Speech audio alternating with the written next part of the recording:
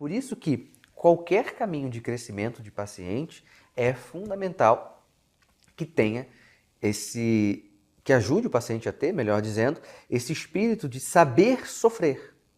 Porque se você começa uma terapia tentando fazer que o seu paciente não sofra, você não vai conseguir fazer um trabalho terapêutico. Claro que você vai ter que explicar para ele que é sofrer pelo bem, porque ele chegou até você sofrendo de maneira errada.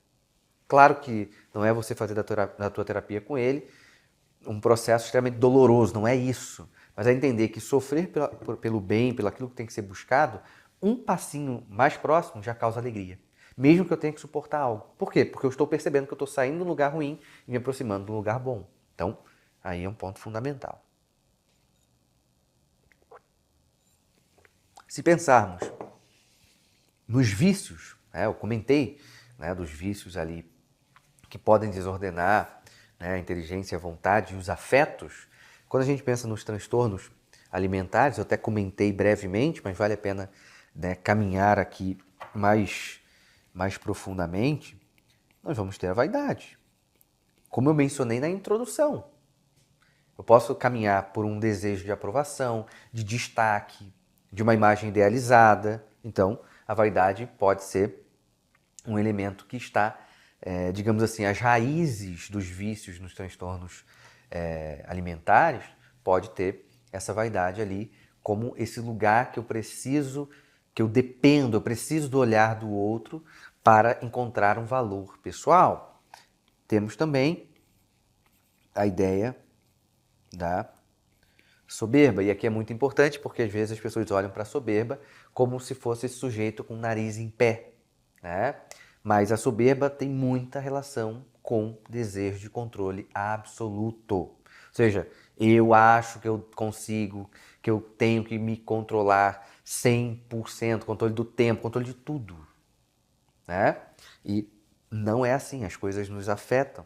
É diferente de um sujeito que sabe que tem que controlar a conduta. Ou seja, eu percebo que tem algo me atraindo para algum lugar, mas quando eu vejo o bem, eu me direciono para este bem, Para resistir resistir ao vento que está tentando me levar para um outro lugar, Então, a soberba não é isso. A soberba é achar que eu tenho a capacidade de controlar tudo, Obviamente, vou colocar aqui como uma dinâmica que é evidente, mas só para a gente colocar a gula, óbvio, Inclusive, quando eu leio aqui o Echevarria, isso fica muito claro, Então, a gula é uma desordem dentro dessa via da alimentação, não vou entrar muito nesse mérito. Nós temos aqui a presença da assídia, que alguns chamam de assédia e outros chamam de preguiça, Mas que ela gera, independente de qual nomenclatura vai usar, uma certa preguiça, uma certa paralisação, Então é muito importante olharmos para esse lado, ou seja, a assídia é uma certa tristeza diante de um bem, De um bem que é elevado mesmo, Então é um certo tédio da alma, Ou seja, é um tédio da alma em relação à sua própria possibilidade de grandeza. Olha que triste esse negócio aqui, Então, se esse sujeito tem um tédio em relação à própria grandeza, ele vai se rastejar, Então ele vai viver só nessa parte mais baixa. Então na parte mais baixa tem o quê? Tem a alimentação, que é importante. Mas quando eu não olho para a grandeza, essa alimentação não se conecta a uma ideia de grandeza, e sim, ela fica ali sendo uma substituta de alguma necessidade que não deveria estar, Então, por exemplo, quando a gente pensa em casos de compulsão, de bulimia, há uma certa tristeza não nomeada, muitas vezes, que leva a esse ciclo do vício e aqueles ciclos que eu desenhei também agora pouco. E também temos a presença de um outro aqui, que é a pusilanimidade, que, só antes de falar da pusilanimidade, é óbvio que alguém pode falar assim, mas Rafael, você que está aqui me assistindo e conhece as virtudes, não tem a imprudência aqui? Com certeza vai ter imprudência. Não existe vício que não tenha algo da imprudência, tá bom? Mas a pusilanimidade tem ali uma recusa de enfrentar o bem que exige esforço porque não acredita que vai conseguir, ela não acredita que é mais capaz, que ela é digna disso. A pusilanimidade, inclusive, é algo extremamente comum dentro dos nossos pacientes, não só dentro do transtorno alimentar.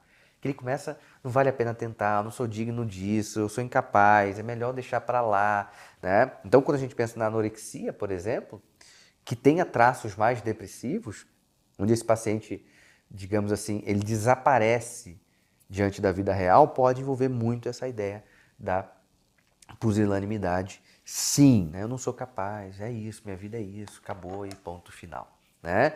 Então, é claro que olhar para o transtorno alimentar também como uma desordem moral, né? E a gente precisa entender que a dinâmica moral não é algo distante da psicologia, porque é o que você faz de bom ou de ruim, isso está dentro dos consultórios, obviamente, e gera consequências. Isso não significa julgar o paciente no pior sentido da palavra, né? Mas significa enxergar a raiz que pode estar ali, a dor daquele paciente. Então, o profissional, nesse caso, ele tem que conseguir atuar como um orientador mesmo, para que ajude a reorganizar o paciente. Até podemos dizer que ele tem que reorganizar essas potências, que é como se elas estivessem embaralhadas e fora do seu lugar devido. Né? Então, restaurar o juízo, aqui a gente colocaria a inteligência. Então, olha, paciente, você não está pensando certo e que você precisa, nesse caminho, confiar em mim dentro desse processo. Por isso que a psicoterapia, a gente precisa ter um bom profissional ali, não é qualquer um que pode atender qualquer pessoa, porque esse elemento de confiança vai ser importante. Olha, você está dizendo que está enxergando isso, mas não é isso. E você precisa confiar em mim.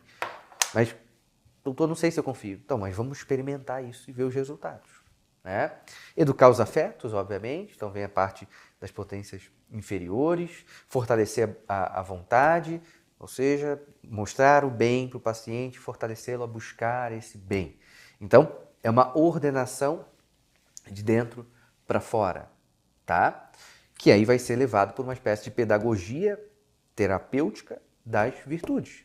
Temperança, humildade, fortaleza, por exemplo, entram, né, nessa dinâmica.